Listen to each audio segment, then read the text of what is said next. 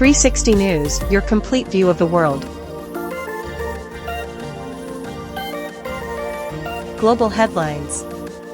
Here is some interesting news trending around the world today. Sean Diddy Combs will face 120 accusers for alleged sexual misconduct, Texas attorney Tony Buzbee said on Tuesday, October 1, 2024. More than 100 people intend to file civil cases against Diddy. Tony Buzbee, a high-profile Houston attorney of the Buzbee firm, allied with AVA Law Group, announced during a press conference on October 1, 2024, that he is representing 120 accusers who have come forward with new sexual misconduct allegations against Sean Diddy Combs, the hip-hop mogul awaiting trial on federal sex trafficking charges. Combs, 54, has been locked up at the Metropolitan Detention Center in Brooklyn since pleading not guilty on September 17, 2024, to federal charges that he used his power and prestige to induce female victims into drugged-up, elaborately produced sexual performances with male sex workers in events dubbed freak-offs.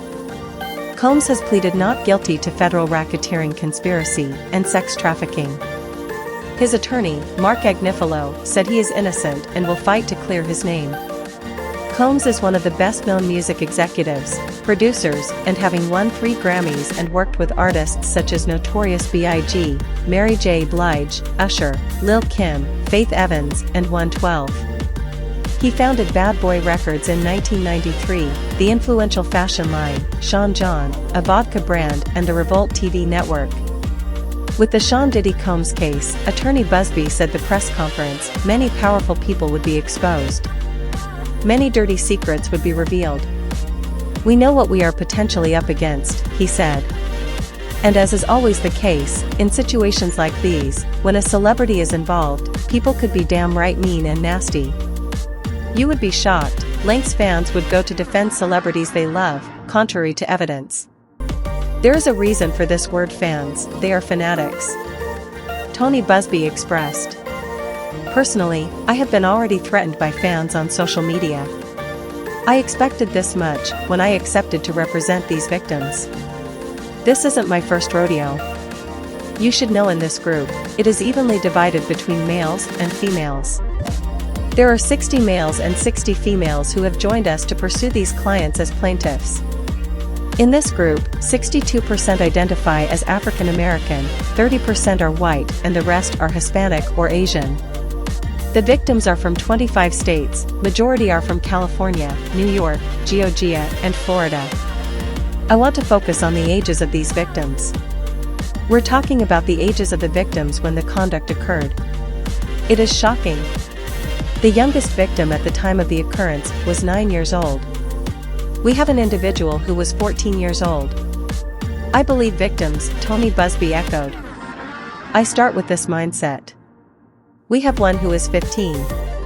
25 of the 120 individuals who are plaintiffs in these cases were minors at the time the acts were committed on them. The time frame of the acts complained of is very wide. The conduct of the issue spanned from the years 1991 all the way to this year, 2024. If you wonder why there are too many victims, that's your answer. It has been over 25 years for this type of conduct. Victims were victimized for stepping forward. This has gone on for a long time. A lie has great speed, but truth has endurance. Old saying. I expect more victims to come forward, Tony Buzbee hopes. The acts complained of in the cases that we are going to file occurred primarily in New York, either Manhattan or the Hamptons, occurred in California primarily in Los Angeles, or in Florida, primarily in Miami. He said a few of the clients are from Houston.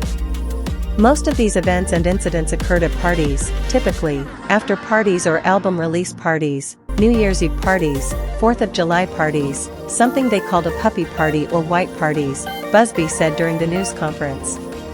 Typically, the victim is lured into a situation where he or she is given a drink, Buzbee explained. Typically, that drink reported by these victims is laced with something. Once that drink takes effect, the perpetrators perform all kinds of sexual acts on the victims. Many times, passing him or her around as other people watch and enjoy the show, and then leave. If they refuse to drink the drink, clients have told Buzbee that they were kicked out of the parties. You should know that several of the individuals who indeed sought medical treatment were drug tested, and the drugs found in their system were weird drugs. Drugs that you've probably never heard of.